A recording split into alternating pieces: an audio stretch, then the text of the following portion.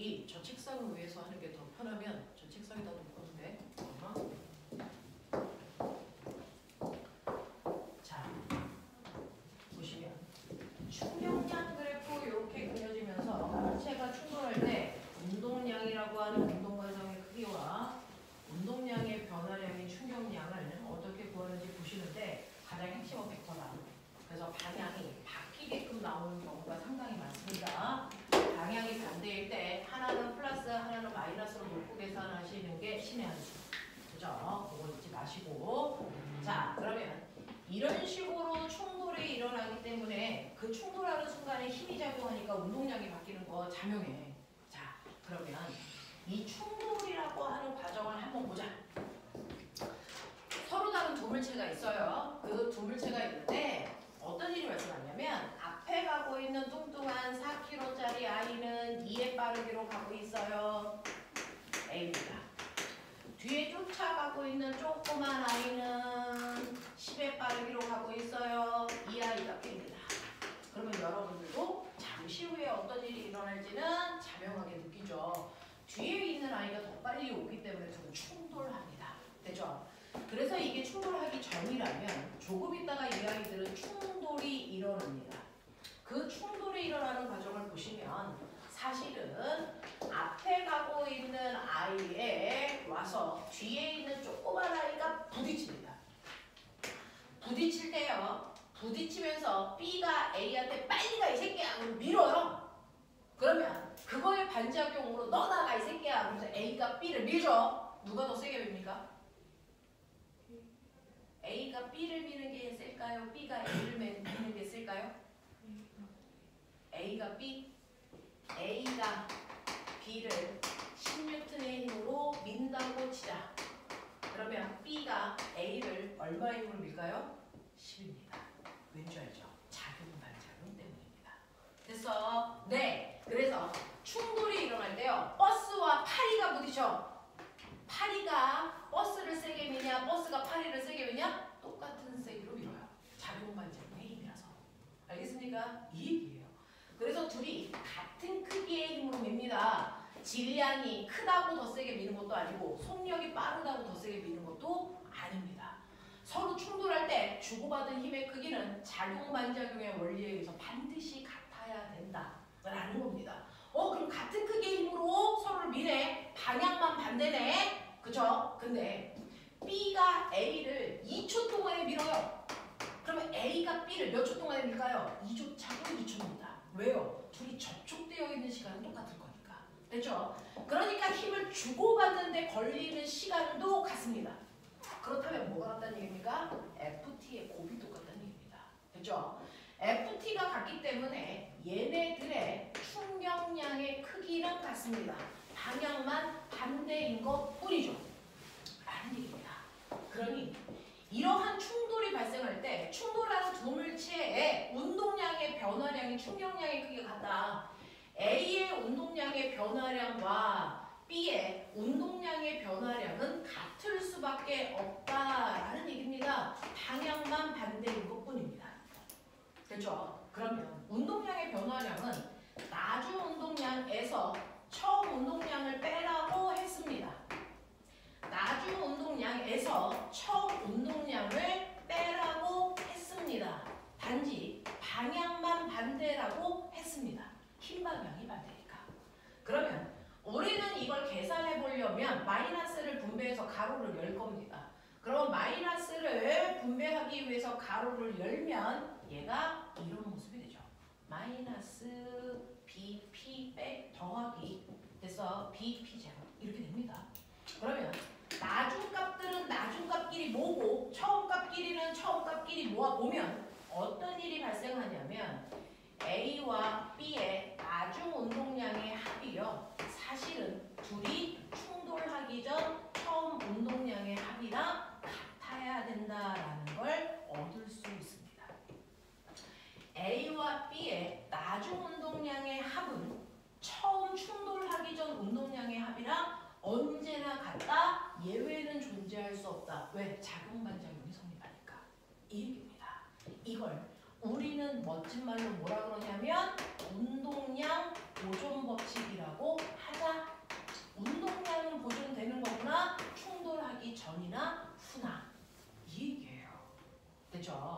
그중 여러분들이 보시는 것처럼 충돌하기 전 A의 운동량과 B의 운동량은 계산이 됩니다. 그 결과 충돌이 끝난 후에 A의 모습이 어떻게 되냐면 A는 오른쪽으로 가고 있는데 오른쪽으로 힘 받았네. 얘는 더 빨라질 거야. 그쵸? 그러니까 4kg짜리 아이가 만약에 속력이 3이 됐다면 B라는 아이는 충돌이 끝나고 나서 속력이 얼마게 뿐만 아니라 얘 충돌이 할 때 왼쪽으로 힘을 받았으니까 가는 방향과 반대 방향이야. 속력은 줄었을 거야. 또는 엄청나게 센 힘을 받으면 얘는 거꾸로 뒤로 갈 수도 있어. 맞죠? 충돌하고 나서 뒤로 튀겨나갈 수도 있어. 그럼 얘는 앞으로 여전히 가고 있을까? 뒤로 가고 있을까? 얼마로 갈까? 이조차도 계산할 수 있는 거죠. 그게 바로 운동량 보존 법칙을 통해서 그렇다는 거예요. A와 B가 있습니다. A와 B가 있어요. A는 충돌 전의 운동량이 얼마냐면 운동량은 방향이 있으니까요. 둘 다 오른쪽 방향 갔으니까 오른쪽을 플러스로 넣을게요. 충돌하기 전에 A의 운동량은 오른쪽 방향으로 8이었고요. 다리 띄고 볼게요. B는요. 오른쪽 방향으로 20이었기 때문에 둘을 합하면 충돌 전의 운동량은 오른쪽 방향으로 28이 나와야 정상입니다. 자, 충돌이 끝난 후를 보면 충돌이 끝난 후에 A의 운동량은 계산할 수 있게 좋네요. 오른쪽 방향으로 12야. 그러면 B의 운동량이 충돌이 끝난 후에 얼마여야 여전히 플러스 28이 될까? 이 얘기입니다. 그러면 플러스 28이 되려면 얘는 플러스 16이어야 되죠. 여전히 플러스 방향으로 가고 있다? 아, 얘 오른쪽으로 가고 있구나. 그 뜻입니다. 그래서 그리고 충돌이 끝난 후에 B의 운동량이 18이어야 되기 때문에 얘 질량이 2니까 속력은 8로 줄었네. 이런 느낌. 되겠습니까? 이렇게 됩니다. 이렇게 됩니다. 됐죠? 그래서 운동량과 충격량을 통해서 운동량 보존 법칙이라는 것도 기억하시면서 이렇게 보면 A만으로 운동량의 변화량 구할 수 있어요. A의 운동량의 변화량 보이세요? 나중 운동량에서 처음 운동량을 빼시면 A는 운동량의 변화량이 플러스 4야. B의 운동량의 변화량도 보세요. 나중에서 처음을 빼면 마이너스 4입니다. 운동량의 변화량은 똑같고 방향만 바뀝니다. 되겠습니까? 이런 관계가 성립하더라라는 겁니다. 그렇죠? 그래서 여러분들한테는 항상 충돌하기 전의 모습과 충돌한 후에 둘 중에 하나를 줄 겁니다. 그럼 나머지 하나가 어느 방향으로 얼마로 가는지를 계산할 수 있어야 된다. 되겠어? 이런 느낌이야. 그래서 너네가 저번 시간에 그 문제를 풀었어야 되는데요. 우리가 앞부분의 시간이 모자라서 그거를 못 풀었던 겁니다. 그 중에서 운동량과 충격량에 해당되는 게 29페이지에 65, 66 요거 두 개 하도록 하죠. 66, 60, 65하고 66 두 문제 풀어봐.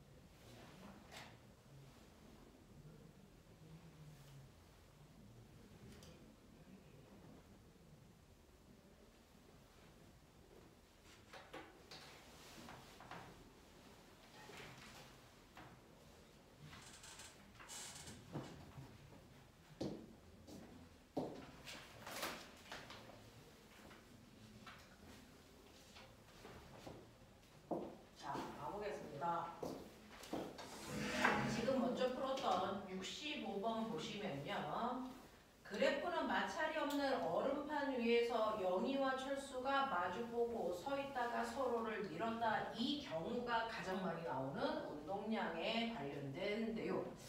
이렇게 얼음판에 서로 다른 두 명의 사람이 이렇게 서로 손을 맞대고 밀고 있대요. 어쩔 수 없어. 이렇게 되었다. 치자. A가 있고 B가 있어요. 얘를 영희와 철수로 줬나봐요. A가 B를 밀고요. B가 A를 밉니다. 누구의 힘이 더 세요? 누구의 힘이 더 세요? 같습니다. 작용반작용이니까 방향만 바뀝니다. 서로를 미는데 걸리는 시간도 같습니다. 손바닥이 둘이 접촉되어 있어야 되기 때문에. 됐죠? 그러니 얘네들의 운동량의 변화량은 똑같아야 되는데 맨 처음에는 둘 다 A도 B도 움직이지 않는 정지 상태였어요. 그러니 운동량은 둘 다 0입니다. 속도가 0이니까. 그러니 충돌하기 전에 충돌이라는 거 둘을 힘을 주기 전 운동량의 합이 0이니 둘의 충돌이 끝난 후에 운동량의 합도 0이어야 된다라고 하는 겁니다. 그러면 언제까지 서로 힘을 줬는데 거기 시간 속도 그래프 보면 힘을 주는 동안은 속도가 빨라지고 힘을 주지 않을 때부터는 이제 속도가 1점. 맞습니까? 그래서 힘을 주고 있는 구간은 여기입니다. 됐지? 그래서 보시면 거기에 그래프가 두 개가 나와 있습니다. 영희와 철수라고 하는 두 명의 아이인데 한 명은 힘을 오른쪽으로 받았다면 한 명은 힘을 왼쪽으로 받았으니까 마이너스 쪽으로 그린 겁니다. 됐죠? 그래서 철수는 이렇게 되어 있네요. 접촉 시간은 같아야 됩니다. 그래서 얘는 1초라는 시간 동안에 접촉했고 그동안 영희는 1초 동안의 속도가 1만큼 증가했으니까 영희의 가속도는요. 되죠? 기울기 2입니다.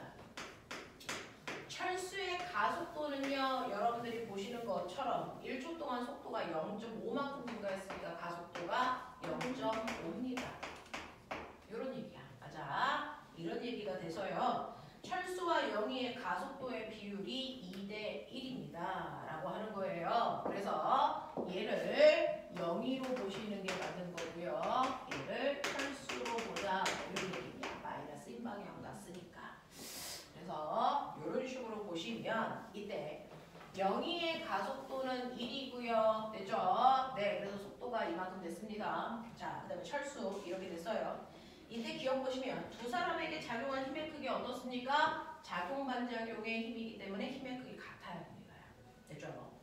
영희의 질량은 철수의 질량의 2배이겠습니까? 라고 하는데 가속도의 비율이 영희와 철수의 비율이 2대 1입니다. 근데 가속도는 질량분의 힘이기 때문에 힘은 똑같은 크기의 힘을 줬는데 그래서 가속도가 2대 1로 나오려면 질량은 1대 2여야 되겠죠. 맞아요. 그래서 철수가 2배 무거운 아이야 라는 얘기를 하는 겁니다. 자, 그 다음에 지금 1초 이후에는 두 사람에게 일정한 크기의 힘이 작용했냐라고 하는데 1초 이후는 얘네들이 등속운동한다. 등속운동을 한다는 건 힘이 작용하지 않았다는 얘기다. 일정한 크기의 힘을 준 게 아니고요. 그런 얘기고요. 66번이요. 66번 보시면 그래프는 A와 B에 작용하는 힘을 시간에 따라 나타낸 것입니다. 라고 하는 건데 이런 식으로요. 시간이 지나면서 힘의 크기가 A는 이랬다가 이랬어요. 여기가 2초래요. B는요. 3초일 때 힘이 제일 셌으니까 이런 식으로 되나봐요. 3초. 이게 B래요. 자, 이때 두 물체 A와 B가 받은 충격량의 B는 얼마이겠습니까? 라고 하는 거죠. 자, 그랬을 때 여러분들이 보시면 이거는 힘 시간 그래프예요. FT 그래프. 그럼 밑에 있는 면적이 충격량. 됐죠? 밑에 있는 면적이 충격량 또는 운동량의 변화량. 요거 뭐라는 얘기야? 그래서 삼각형 넓이 구해봐 라고 했으니 A는요 가장 클 때가 4예요. 그래서 4 곱하기 4 곱하기 2분의 1이니까 A는 8. B는요 1 곱하기 4 나누기 2니까 얘 2. 그래서 얘네들의 충격량의 비율은 4대 1이다 라고 본 게 맞죠. 되겠어? 이런 느낌. 자, 그 다음에 여러분들이 가지고 있는 67번도 69번도 운동량과 충격량에 해당되는 두 문제입니다. 이 두 개만 풀고 잠깐 테스트 보도록 하겠습니다. 두 개 풀어보세요. 67, 69.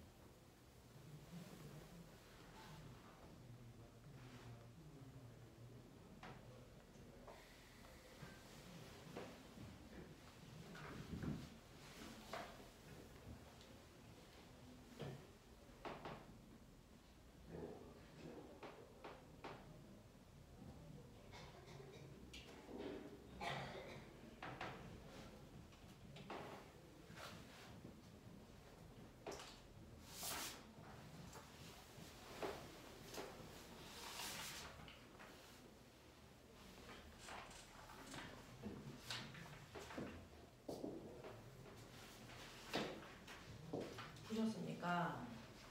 답도 한번 쓱 보시죠. 제가 책에다가 답은 체크를 안 해놔서 답은 한번 뒤에서 쓱 보시고 맞나 틀리나 채점을 한번 해보시고요.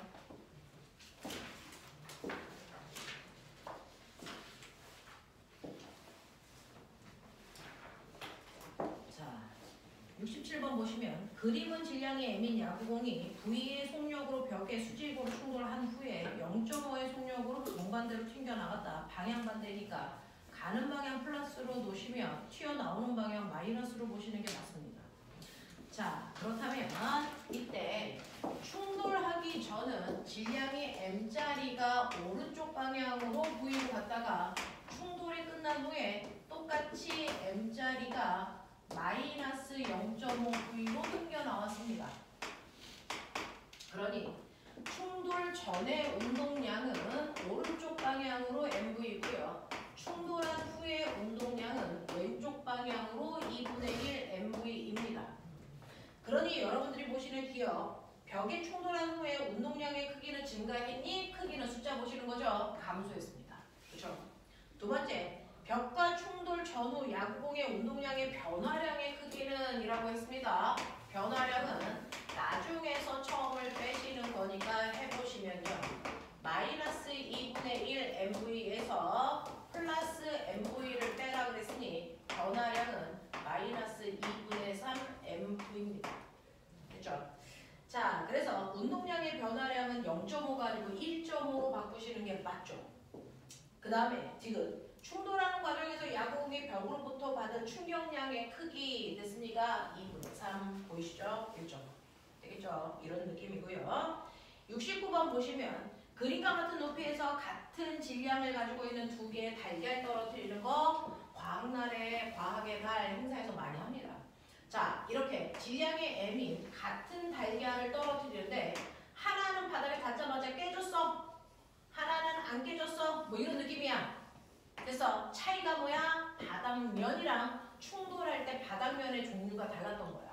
하나는 시멘트처럼 딱딱한 물질이라서 충돌할 때 걸린 시간이 열나 짧아. 그래서 하나는 방석이라서요. 충돌이 한 번에 끝나는 게 아니고 퉁퉁퉁퉁퉁 이런 느낌이야. 그래서 충돌 시간이 길어. 그러면 똑같은 높이에서 떨어졌기 때문에요. 여러분들 중학교 내용 배웠어요? 위치 에너지가 변해서 운동 에너지 됩니다. 그렇죠? 그러니까 바닥에 닿기 직전에 속력이 똑같습니다. 그렇죠? 둘 다 속력이 10 된다고 쳐봐.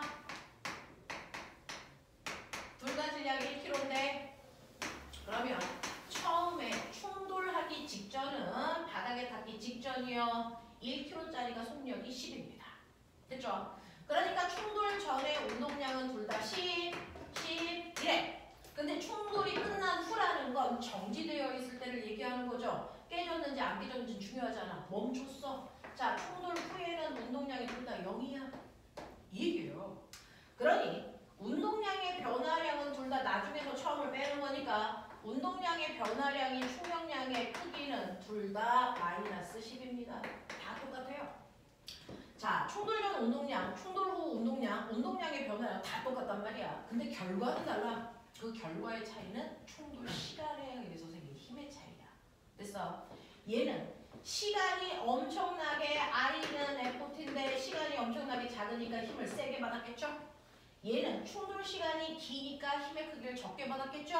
그래서 안 깨졌겠죠? 이런 얘기야.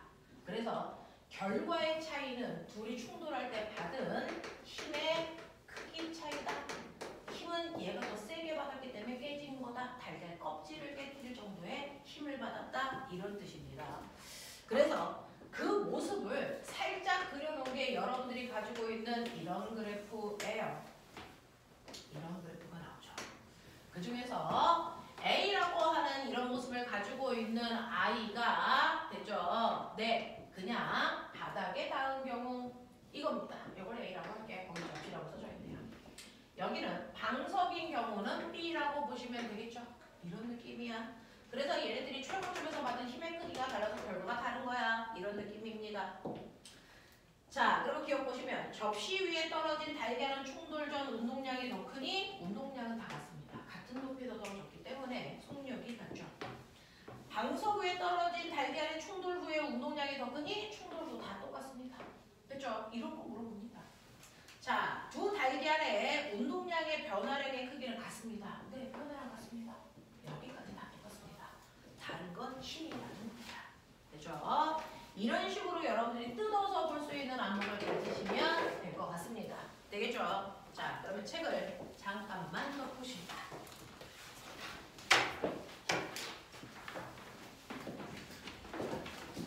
딸내미 편한 데서 보면 돼. 어이. 자, 해보십시오. 파이팅!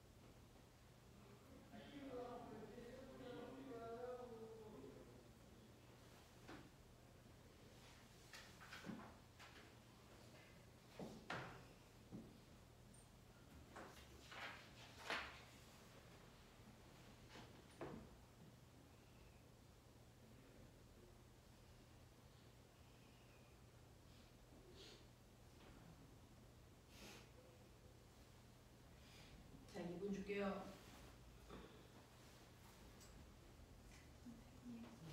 네.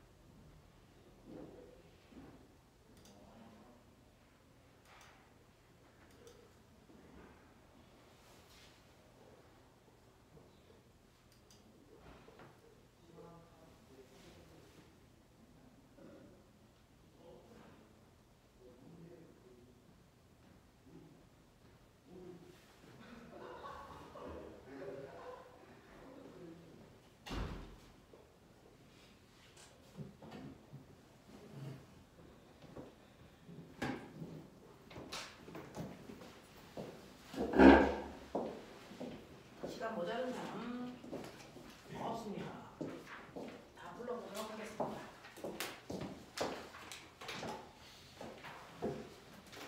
자, 1번부터 볼게요. 1번부터 순서대로 동글 동글 X 동글 X. 6번은 니은 디귿, 7번에 기역 디귿, 8번에 2, 9번에 4, 10번에 10뉴튼. 네, 둘 다 똑같이 10뉴튼, 10뉴튼. 신기하죠? 자, 11번부터 볼게요. 11번에 5, 12번도 5, 13번 15, 14번 순서대로 X 동글 동글, 17번 2, 18번 4, 19번에 거기 보기 안 보고 푸시는 건데 19번, 20번 순서대로 X, X 입니다. 그죠? 낮은 개수 한 번만 세봐주세요.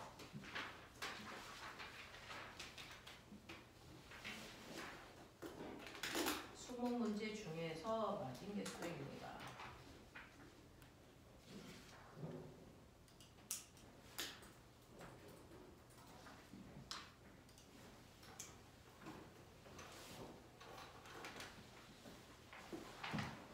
은교. 네. 지우. 네. 채민. 예지. 네. 하은. 네. 자, 틀린 거 한번 확인해 보도록 하죠. 1번부터 10번까지 중에서 10번은 제가 할게요. 그죠? 10번은 제가 할게요. 네, 또요. 돼요. 자, 10번 위에 있는 그림 세 가지는요. 첫 번째는 여러분들이 중학교 상식으로도 풀 수 있는 문제고, 아니 첫 번째에 있는 나그림은 풀 수 있지만 가그림이 좀 어렵고요.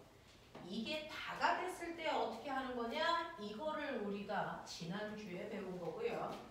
해볼 테니까 잘 기억해 두시고 고등학교 아이들도 이런 문제가 계속 나오고 있다라는 얘기입니다.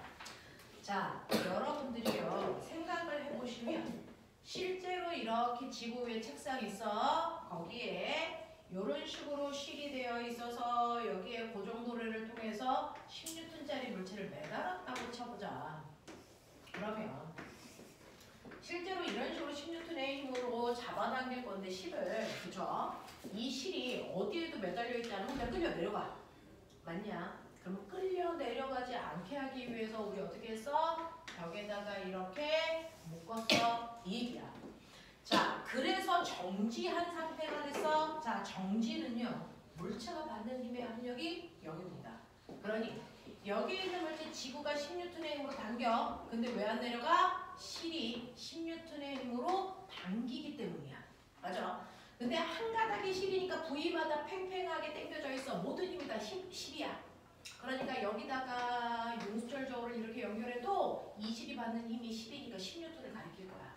그쵸? 네. 근데 10N의 힘을 작용하니까 이 실이 이 벽을 10으로 당기고 있다는 얘기예요.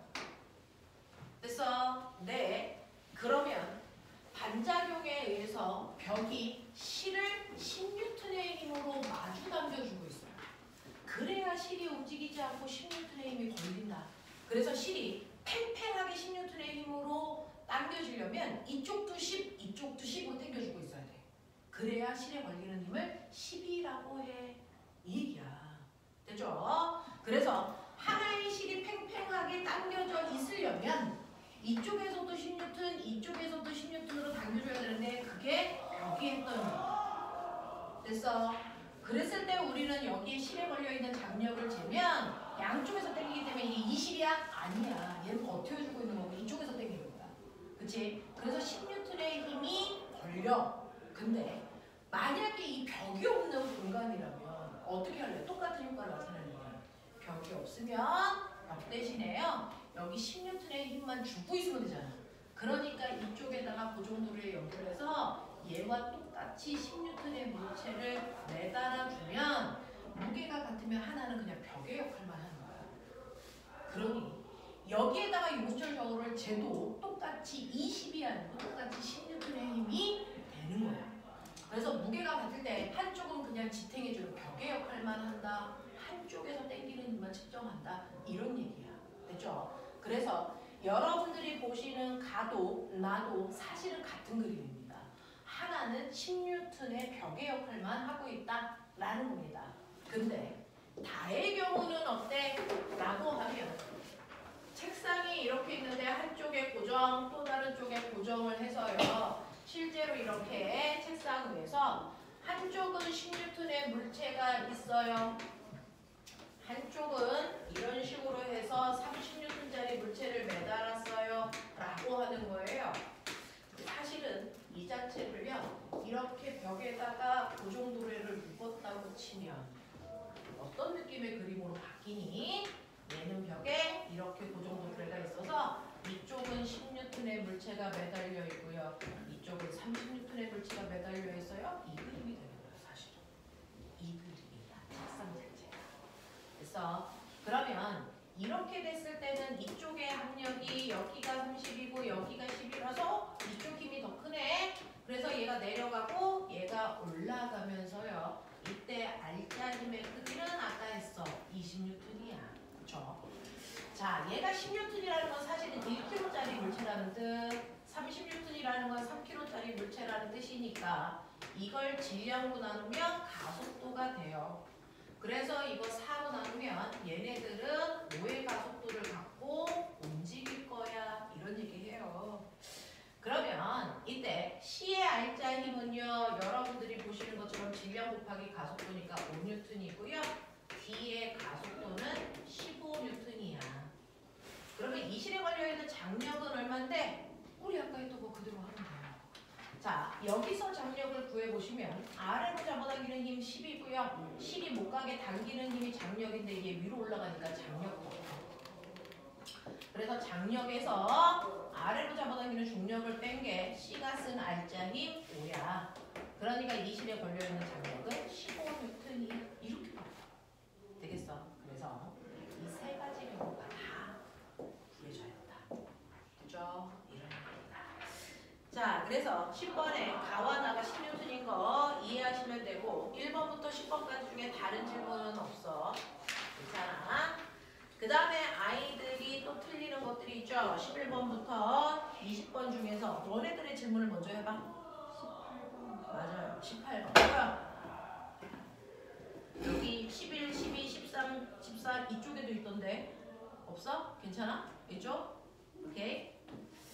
자, 그럼 18번 볼게요. 18번은 마찰이 없는 수평면 위에 4kg와 1kg 두 물체 놓고 밀었습니다. 이때 B가 A를 미는 힘이 얼마입니까? 라고 하는 이 문제예요. 여기가 이런 식으로 A는 4kg이고요. B는 1kg입니다. 근데 내가 이쪽에서 20N의 힘으로 A쪽에서 밀었어. 그랬을 때 힘은 질량 비율로 나눠 쓰는 거 알지? 그러면 4대1로 쓰려면 여기에서 얼마? 16N. 여기서 얼마? 4N의 힘을 쓰면 되잖아? 근데 힘을 직접 받는 애가 A니까 A가 20 중에서 10 쓰고 건네주는 게 얼마야? 4N을 건네줬겠네? 그 힘이 A가 B를 민 힘이자 거꾸로 B가 A를 민 힘이야. 그래서 여기서는 B가 A를 얼마의 힘으로 밀었니? 라고 하는 거 똑같아요. 건너간 힘 4N으로 물어보는 겁니다. 되겠어? 이런 느낌. 다른 거 없어? 괜찮아? 이렇게 됩니다. 이거 틀린 거보다 해주셔야 됩니다. 꼭 알아둬야 되는 기본들만 묶어놓은 거라서 반드시 해주시는 게 맞고요. 오늘은요, 선생님하고 그 뒤에 하나 더 해볼까요? 돌림힘이라고 하는, 사실은 교재 개편되기 전에 이거 물투에 있던 내용이 물리원으로 내려온 거라서 자, 내용이 많이 어렵겠구나 라고 하지만 사실은 이거 원래 중학교 2학년에 있었던 내용입니다. 중2 때 배웠어야 되는 거예요. 자, 중2 때 배웠어야 되는 건 지금은 중3으로 올라가 1과 에너지 기억나죠? 1파트가 원래 중2 때 있다가 중3으로 간 거고, 그 중3으로 가면서 이 부분이 됐어. 고등학교까지 올라간 겁니다. 자, 보면 나봐. 나 뭐 하게? 나 지금 뭐 하고 있게? 나 이상해? 나 지금 뭐 하고 있게? 문을 열었다 닫았다 하는 것처럼 보이죠? 아니고요. 저는 문을 열었다 닫았다 하는 게 아니고요. 문을 여기를 중심으로 문을 회전시키고 있습니다. 보여요? 문이 돌고 있죠? 그죠? 이겁니다. 그러면 이렇게 문을 회전시킬 수 있는 능력은 또 뭐야? 이겁니다. 우리는 그동안 움직이는 것만 배웠어요. 근데 저 문은 움직이는 게 아니고요. 여기에 있는 이 중심축은 안 움직였습니다. 단지 이 중심축을 기준으로 회전만 했습니다. 됐죠? 그래서 실제로요. 과학에서는요. 물체가, 여기 있던 물체가 전혀 다른 위치로 움직이는 걸 우리가 이동해요 라고 얘기하고요. 그래서 위치는 바뀌지 않지만 물체가 이렇게 뺑글뺑글 돌아요. 이건 회전해요 라고 합니다. 정지되어 있는 물체를 이동시키기 위해서도 능력이 필요하고요. 회전시키기 위해서도 능력이라는 게 필요합니다. 됐죠? 물체를 이동시킬 수 있는 능력은 힘이라고 합니다. 그쵸? 그럼 물체를 회전시키는 능력은 뭐라고 합니까? 오늘의 제목 돌림힘이라고 합니다. 됐죠? 그래서 지금부터 너네가 나하고 해야 되는 거 가지고 있는 32페이지에 평형과 안정성의 첫 번째 제목 돌림힘이라고 하는 되게 재밌어요 사실은. 여러분들이 오늘 선생님이랑 하셔야 되는 단원이 돌림힘이라고 하는 거고, 돌린다, 느끼죠? 뺑글뺑글 돌아간다는 뜻이에요. 그 물체를 뺑글뺑글 돌게 하는 물체를 회전시키는 능력을 돌림힘이라고 부른다. 물체를 회전시키는 능력을 돌림힘이라고 해요. 근데 이거 한국말로 번역할 때 제일 나쁘게 번역한 건데요. 이 돌림힘은 힘이 아니에요. 물체를 회전시킬 수 있는 능력인데 그걸 잘못 해석해서 힘이라는 단어가 들어간 거야. 그래서 사람들이 헷갈릴까봐 그냥 원어로 부르기도 해요. 돌림힘의 원래 원어가 토크입니다. 그래서 토크 그냥 이렇게 얘기하는 것도 있어요. 헷갈리지 말라고. 그죠? 자, 이 돌림힘이라고 하는 거요. 아까 보여드린 것처럼 벽면이 있어. 병석으로 나사로 여기 조여놨어. 자, 여기를 축으로 회전합니다. 그래서 회전하는 중심축을 우리는 받침점 이렇게 얘기해요. 받침점. 그 받침점으로부터요. 전 여기서 눌러서 힘을 줄 건데 여기까지의 거리가 얼마냐면 여기까지의 거리가 2m 떨어진 곳이에요. 이런 느낌. 자, 받침점으로부터 2m 떨어진 곳에 정확하게 90도 방향으로 힘을 줘야 물체가 회전합니다. 90도 방향으로 힘을 줘야 물체는 회전합니다. 됐죠? 받침점으로부터 떨어진 거리에 90도 방향으로 작용한 힘이 10N이라고 쳐볼게요.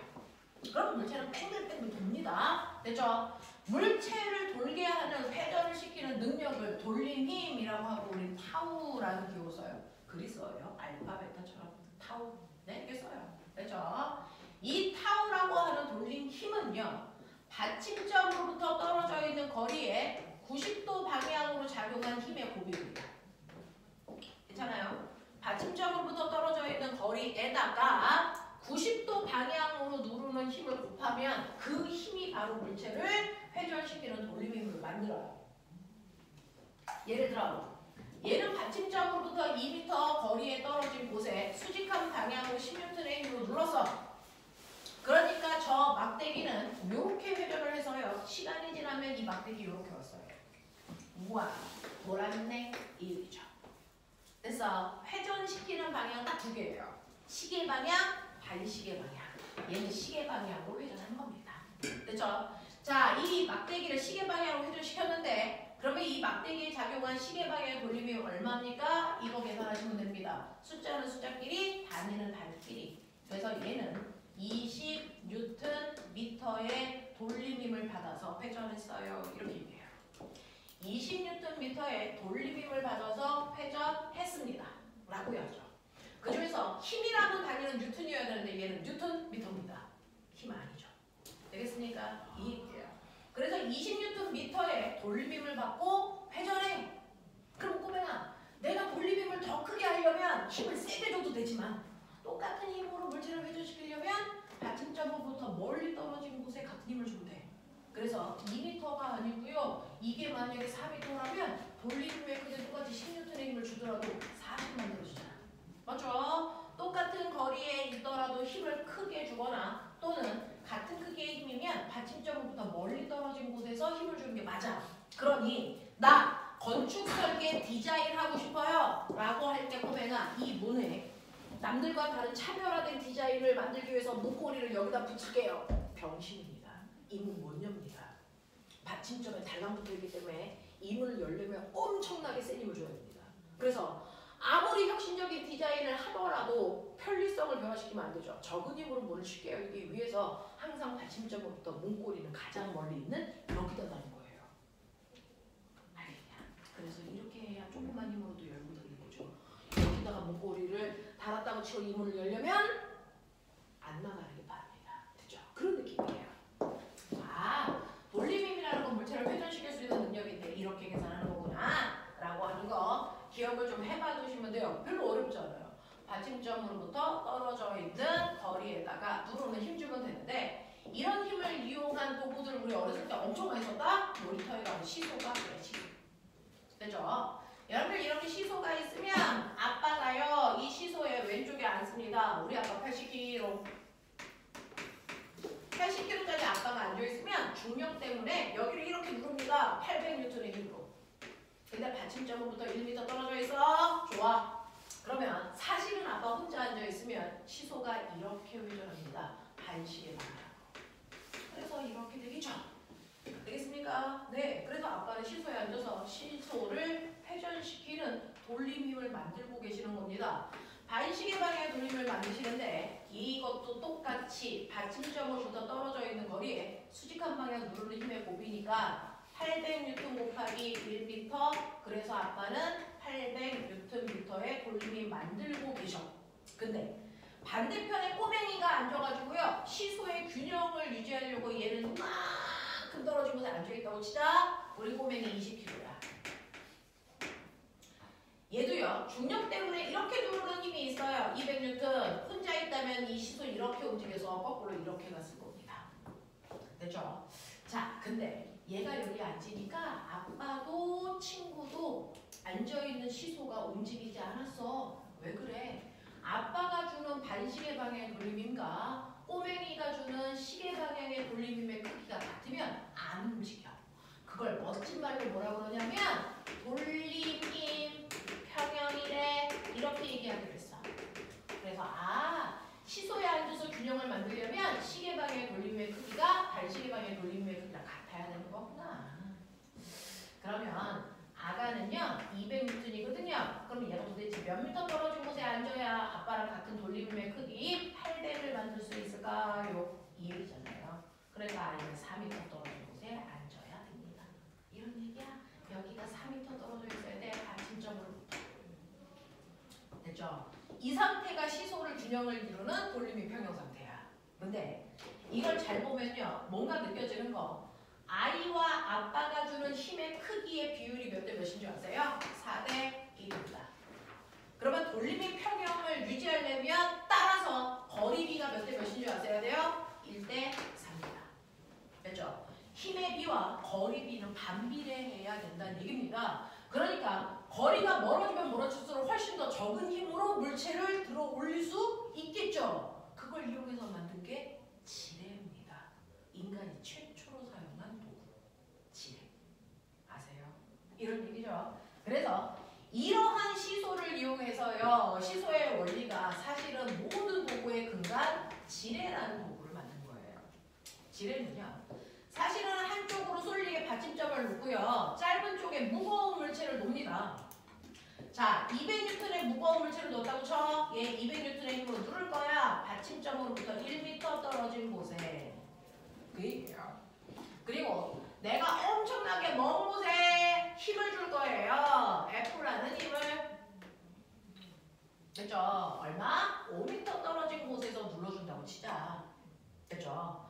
그랬을 때 돌림이 평형이 될 때가 정지되어 있거나 돌림이 평형이 될 때가 등속도로 회전할 때. 그러면 얘를 돼서 이렇게 들어 올리기 위한 그래서 이렇게 돼서 이 무거운 물체가 여기까지 올라갈 수 있는 최소한의 힘은 얼마입니까? 돌림이 평형이 될 만큼의 힘만 주면 되거든요. 그랬을 때 길이비가 보신 것처럼 1대 5입니다. 그럼 필요한 힘의 비는 5대 1의 힘이 필요하죠. 그래서 저는 40N이라고 하는 엄청 작은 힘으로 저 무거운 애를 들 수 있어요. 알겠냐? 이런 느낌이야. 그래서 누군가가 그랬어요. 나 지구도 들 수 있어. 지구를 들 만큼 긴 그래서 막대와 받침점만 있으면 나 지구도 들 수 있어. 그게 바로 지뢰의 원리입니다. 이 얘기한 거야. 됐죠? 그래서 이렇게 지뢰를 통해서요. 무거운 물체를 쉽게 들 수 있다라고 하는 건 바로 힘에 대한 개념입니다. 원래 물체는요. 무게가 얼마짜리냐면 200N짜리 물체를요. 그래서 저는 40N이라고 하는 엄청나게 작은 힘으로 들었어요. 그러니까 도구를 쓰니까 이 도구 덕분에 힘을 5분의 1밖에 안 써도 돼요. 됐죠? 만약에 얘를 내가 직접 들어 올리려면 200N짜리니까 200N의 힘을 줘야 얘를 들어 올릴 수 있습니다. 근데 겨우 40만 줘도 얘를 이동시키잖아요.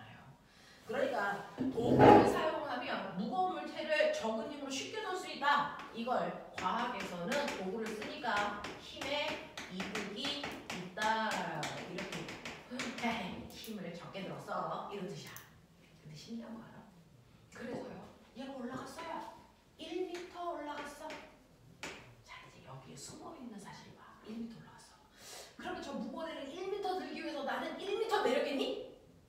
그건 아니야. 신기해. 찾아봐. 몇 미터겠냐? 얘 1m 내리기 위해서 나는 몇 미터 움직여야 될까?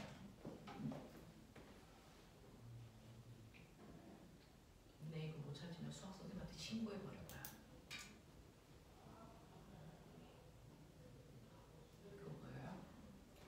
이 삼각형하고 이 삼각형이 닮음입니다. 그쵸? 그러니까 길이비가 1대 5면 이 길이비도 1대 5의 크기가 나와야 됩니다. 보여? 그러니까 얘를 1m 들어 올리기 위해서 나는 5m 내려줘야 된다는 얘기야. 그러니까 실제로 내가 힘을 줘서 직접 들어 올릴 것보다는 움직여야 되는 거리는 무려 5배나 늘어나. 그러니까 도구를 사용하면 움직여야 되는 거리에 손해를 봐. 근데 이 두 개 사이에 신기한 관계가 있어. 왜 5배 손해봤어? 힘을 5분의 1 줄였기 때문입니다. 그래서 만약에 힘을 2분의 1로만 줄였다면 거리는 2배 늘어났을 거예요. 힘을 10분의 1로 줄였다면 거리는 10배 늘어났을 거고요.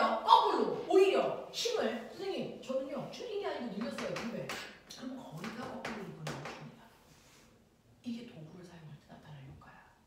알겠습니까? 이 얘기야. 오, 힘의 이득을 본 만큼만 손해를 보는 거죠. 알겠습니까? 이 관계야. 그렇다면 너 기억나니? 힘에다가 거리를 곱한 만큼이 뭐다? 중학교 3학년 과정을 하고 오셨을 거잖아요. 어떤 물체에다가 다음 주에 배울 거예요. 어떤 물체에다가 힘을 줘서 물체를 이동시킵니다. 전 뭐 했습니까? 이랬다라고 합니다. 물체에다가 힘을 줘서 물체를 이동시키는 걸 물리에서는 이랬다라고 표현하죠. 그러면 저가 힘을 줘서 이동시켰으니까 저는 이랬습니다. 만약에 도구를 사용하지 않았으면 100N짜리 물체를 1m 이동시켰으니까 내가 한 일은 200줄이어야 되죠. 근데 힘을 줄일 수 있는 도구를 사용했어. 그럼 내가 한 일은 얼마야? 계산해보세요. 40 곱하기 5입니다. 그러니까 얼마입니까? 200이요. 오, 신기하죠? 한 일의 변화가 없습니다. 왜? 힘을 줄인 만큼 거리가 반드시 늘어나기 때문에. 힘을 줄인 만큼 거리가 반드시 늘어나기 때문에 어떠한 혁신적인 도구를 만들어도요, 한 일을 변화시킬 수 있는 도구는 존재할 수 없다라는 겁니다. 그래서 그걸 우리는 도구를 사용해서 일을 해도 일에는 이득이 없어. 어떤 도구를 사용해도 똑같아. 외계인이 와도 똑같아야 돼. 알겠습니까? 네. 자, 그래서 이렇게 어떤 도구를 사용했을 때 힘의 이득을 본 만큼 거리의 손해를 보기 때문에 한 일의 양에는 절대로 변화가 없다. 이걸 한마디로 줄여서 도구를 사용하면 일의 원리가 성립한다. 이걸 중학교 2학년 때 배웠다고요. 교과서 개편되면서 얘가 빠진 거라고요. 됐죠? 일의 원리가 성립한다라고 얘기합니다. 일의 원리가 성립해. 그래서 일은 네가 도구를 썼다고 해서 늘리거나 줄일 수 있는 건 아니야. 알겠니? 단지 도구를 쓰면 힘의 크기를 줄일 수 있는데 줄인 만큼 거리의 손해를 보기 때문에 한 일은 똑같아. 이 뜻이야. 알겠습니까? 이게 지뢰야. 이게 지뢰야. 인간이 최초에 사용한 도구이자 가장 많은 도구에 사용되는 게 지뢰입니다. 자, 이러한 지뢰는 여러분들이 지금 보고 계신 것처럼 이 형태가 가장 스탠다드합니다. 자, 우리가 알고 있는 지뢰라고 하는 건 저 그림이 들어서 여기다 다시 그립니다. 이런 식으로요. 한쪽에는 물체가 있어서 물체에 힘이 작용하는 부위가 생깁니다. 그 부분을 우리는 작용점이라고 불러요. 그리고 받침대가 꼭 눌러주는 부분도 생깁니다. 여기를 우리가 받침점이라고 부릅니다. 그리고 사람이 힘을 주고 있는 부위도 생깁니다. 이걸 우리는 힘점이라고 불러요. 되겠어? 이런 식으로 지뢰라고 하는 아이는 이 모습으로 생겨야 지뢰가 아니고 이 세 가지 힘을 받는 점으로 구성되어 있으면 얘는 무조건 지뢰야 라고 합니다. 그래서 이걸 우리는 지뢰의 3요소라고 한다. 그죠? 지뢰는 세 가지 타입이고요. 첫 번째, 일종지뢰라고 하는 게 지금 여러분들한테 그려드린 이 그림입니다. 작용점 다음에 받침점이 와야 되고 받침점 다음에 힘점이 있는 이 구조를 우리는 가장 기본 일종지뢰라고 한다. 일종지뢰의 구조를 가지고 있는 거 얘다. 누구냐? 죽어? 이거 뭐야? 나 뭐 그렸어? 가위. 딱 보면 가위인데. 됐죠? 그러면 보면은 여기가 뭐야?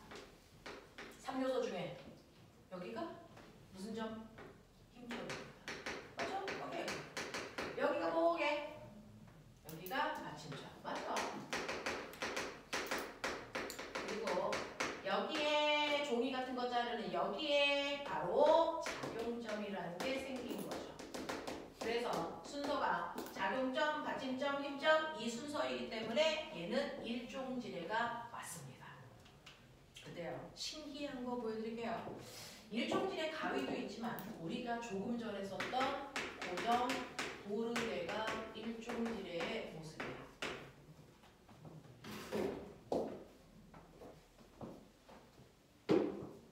도르래가 두 개가 있는 거 모르셨죠?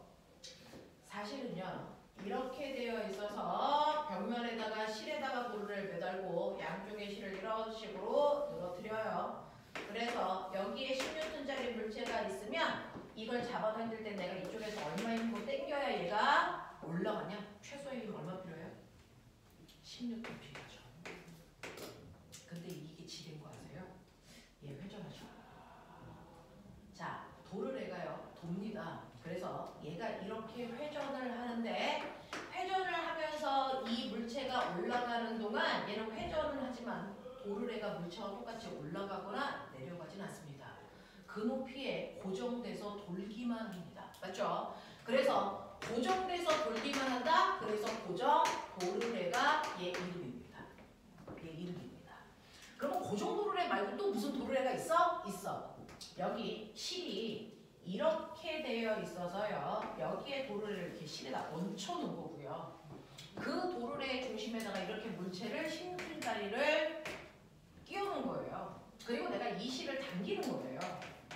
그럼 이 실을 이렇게 당기면 얘가 이렇게 회전을 하면서 그래서 물체가 올라갈 겁니다. 당겨서 쭉 올리면 물체도 올라갑니다. 근데 올라갈 때요. 얘가 도르래도 같이 이렇게 올라가 물체가 이렇게 옵니다. 이해돼요? 그러면 이 도르래는 물체가 위아래로 움직일 때 도르래도 같이 회전하면서 위아래로 움직입니다. 그래서 높이가 움직이고 있는 도르래라서 얘 이름이 움직 도르래입니다. 이 두 개가 똑같아 보이지만 전혀 다른 효과를 만듭니다. 어떤 효과를 만드는지 아세요? 얘는 이 실을 당길 때 10N의 힘이면 되죠? 얘는 이 실을 당길 때 5N의 힘이면 똑같은 10N짜리를 들 수 있습니다. 신기합니다. 얘는 힘이 물체의 무게의 절반만큼만 있어도 당길 수 있습니다. 이건 신기한 아이야. 됐어?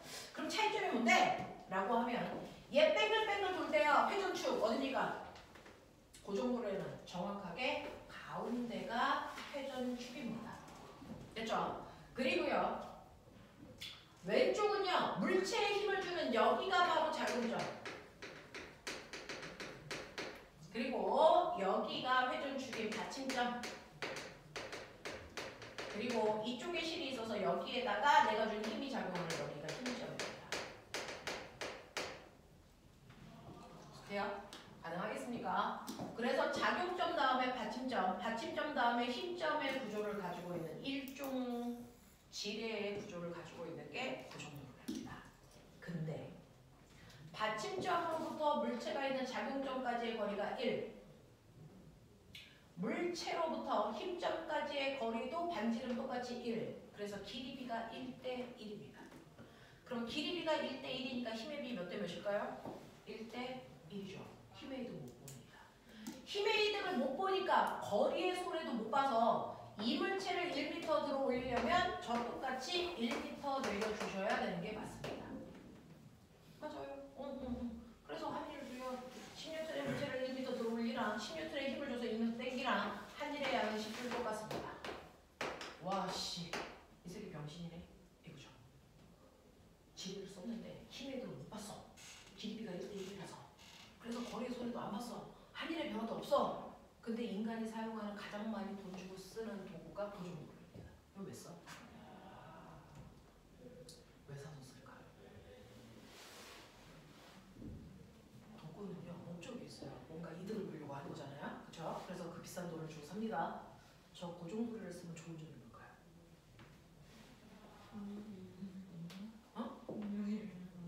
안 들렸어. 고정도로를 사용하면 좋은 점이 뭘까? 힘도 못 줄여. 거리도 못 줄여. 한 입도 변화될 수가 없어. 그렇죠. 고정도로를 사용하면 좋은 점이 하나 있습니다. 고정도로를 안 쓰면 얘를 들려면 힘을 위쪽 방향으로 줘야 돼. 근데 고정도로를 사용했기 때문에 힘을 아래쪽 방향으로 주고 있어. 힘의 방향을 바꾸고 있습니다. 됐어? 고정도로를 사용하는 목적은 힘의 크기를 줄이는 게 아니고 힘 주는 방향을 전환시킬 수 있다는 게 핵심이야. 힘 방향을 바꾸는 게 그렇게 중요해? 엄청 중요해. 옛날에는요 수돗물이 없어서 땅을 파서 지하수를 고이게 해서 그 물을 떠마시는 오물에 그래서 물을 마셨단 말이죠. 근데 그 오물의 깊이가 얼마인 줄 아세요? 땅 속에 있는 지하수가 드러나게 해야 되니까 사실은 이거 1m 파서 지하수 안 나옵니다. 그래서 우리 조선시대에 사용했던 지하수 우물물을 보아있는 우물은요 깊이가 10m, 15m 이렇게 됐습니다. 그럼 15m쯤 되면 몇 층짜리 건물이냐면 한 층 높이가 3m입니다. 우리 건물 짓을 때. 그러면 15m면 대충 9층 정도 높이에요. 그래서 옛날에 아이들이 우물가에서 엄마랑 같이 놀다가 여기에서 장난치다가 떨어지면 애 뒤집니다. 그래요. 그래서 물에 빠져 죽는 거야. 그래서 옛날에는 우물가에서 놀다가 물에 빠져 죽는 아이들 엄청 많았습니다. 못 나와요. 자, 그러면 이러한 깊은 곳에 있는 물을 떠서 마셔야 될 거잖아요. 그러면 우물에 있는 물을 떠 마시기 위해서 여기 두레박 설치한 거 아세요? 그걸 우리나라 조선시대 때 했습니다. 뭘 이용했어요? 고정도를 했었습니다. 여기다가 이렇게 도르래 연결해가지고요. 실 하나는 여기 있고 하나는 두레박에 연결해놔요. 그래서 그 두레박으로 물 떠가지고 올려야죠. 들어가서 퍼부는 게 아니고 이 실을 내리면 이게 올라오죠. 그래서 마셨던 거예요. 됐죠? 이런 것들이 힘의 방향을 바꾸는 목적으로 사용한 겁니다. 그래서 모든 도구는 힘의 크기를 줄일 수 있다? 아니라고요. 힘의 크기 못 줄인다고요. 얘는 힘의 방향만 바꾼다고요. 그래서 이런 도구도 있어요. 자, 근데 지뢰 중에서 일종 지뢰도 있지만 사실은 지뢰는 세 종류거든요. 2종 지뢰라는 것도 있고 3종 지뢰라는 것도 존재합니다. 그 중에서요.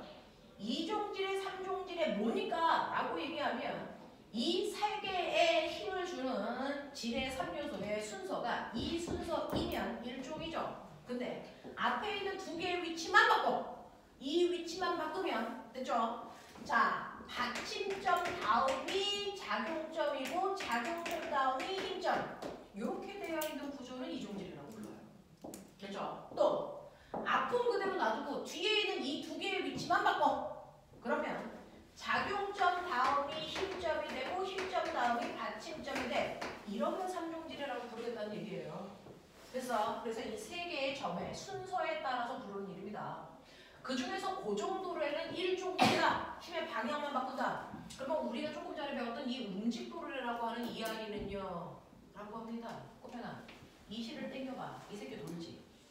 근데 돌 때 회전의 중심축 어딜까요? 돌 때 어딘가에 기대서 돌죠. 얘 이렇게 잡아당기면 도르래가 돌면서 올라가죠. 어디에 기대서 도니? 왼쪽 실에 기대입니다. 그죠? 여기가 받침점입니다. 얘는 회전의 중심축. 가운데가. 그러면 여기가 받침점이고요. 물체를 매달고 있는 여기가 작용점이고요. 내가 힘을 주는 실과 연결되어 있는 여기가 힘점이에요. 그래서 움직도래는 고정도래와 다릅니다. 여기가 받침점, 작용점, 힘점. 받침점, 작용점, 힘점, 움직도래는 이종지입니다.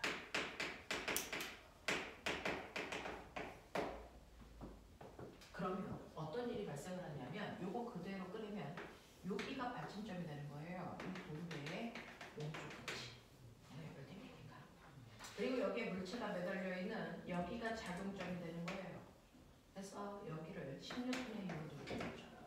그리고 내가 이 실을 잡아당기는 여기가 힘점이 되는 겁니다.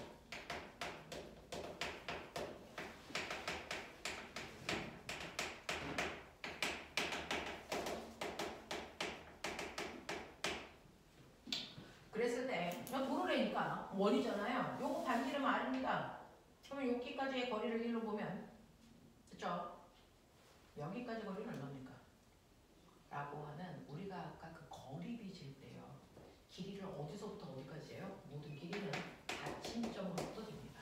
받침점에서 작용점까지의 거리와 받침점에서 힘점까지의 거리를 재셔야 이게 맞는 겁니다. 그러면 받침점에서 작용점까지의 거리 1인데요. 받침점에서 힘점까지의 거리는 2점. 맞아. 1입니다. 그러면 내가 얘를 이렇게 당긴다는 얘기는 그렇죠? 사실은 얘가 이렇게 한다는 얘기잖아요. 여기를 받침으로 하니까 얘를 안 움직여. 맞아? 이런 얘기죠. 그러니까 얘가 1 올라가면 얘는 얼마 올라갑니까? 2 올라가죠. 길이가 1 대 2 닮은 삼각형이야. 맞아. 그러니까 여기도 1대 1이어야 돼. 이런 느낌이야. 되겠어? 자, 그래서 보면 길이비가 1대 2거든요. 그럼 당연히 힘의 비는 몇 대 몇이어야 되니? 2대 1이어야 돌립니다. 그러니 실제로 작용점에 작용한 물체의 무게가 10N 10N이라면 내가 당겨야 되는 힘의 크기는 그거의 절반 5N의 힘만 주면 된다. 이 얘기가 나와. 이해하겠어? 괜찮아. 오케이.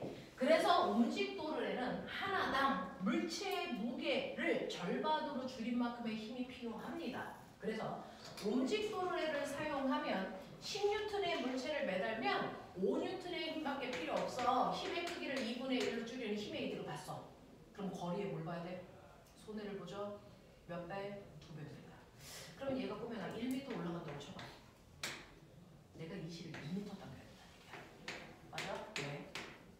사실은 얘가 1m 올라가려면 도르래가 1m 올라가야죠? 그러려면 이 실도 1m 요만큼 줄고요. 얘도 1m 줄어야 됩니다. 됐죠? 총 2m를 줄여야 되기 때문에 당겨야 되는 거리는 2m 늘어나는 게 맞아. 그랬을 때 움직도르래를 안 쓰고 내가 물체를 직접 올려도 돼. 그러면 10 곱하기 1이니까 내가 한 게 10이야.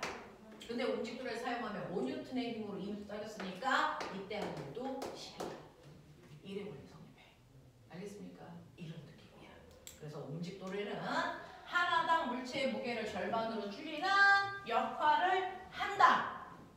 아가야, 수원성을 만들 때 정약용 아저씨가 뭐 만들었게? 이놈의 새끼들이 거중기가 얘예요.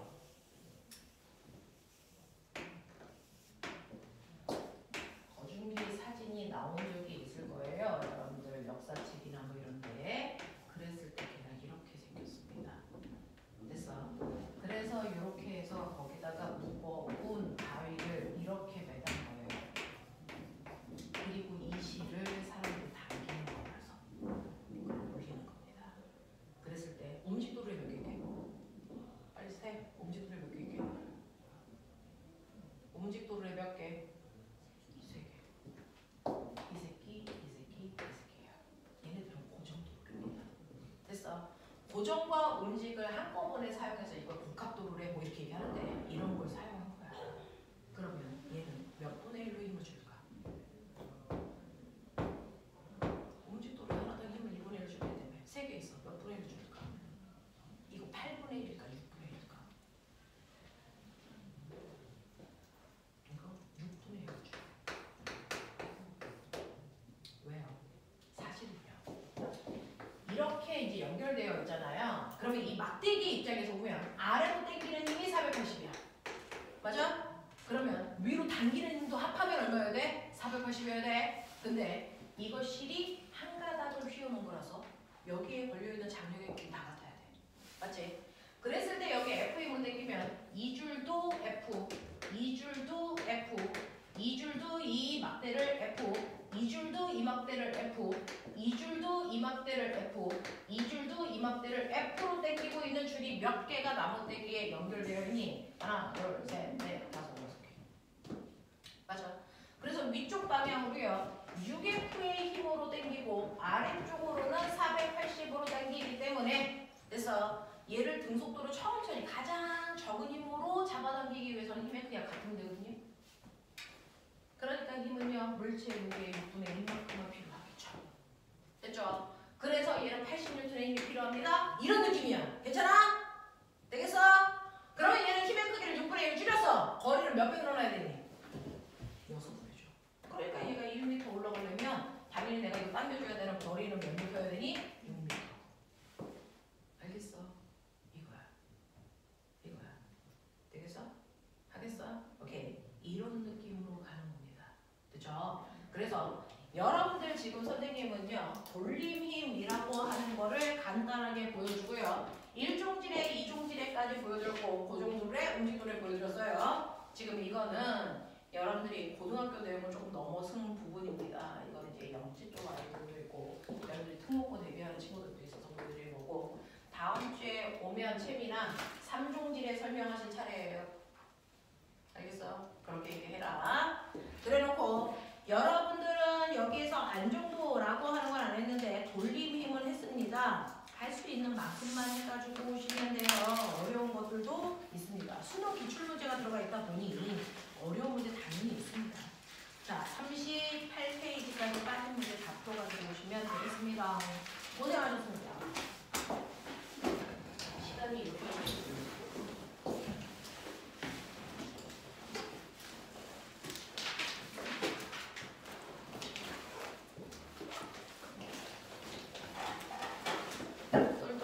맛있는 거 먹고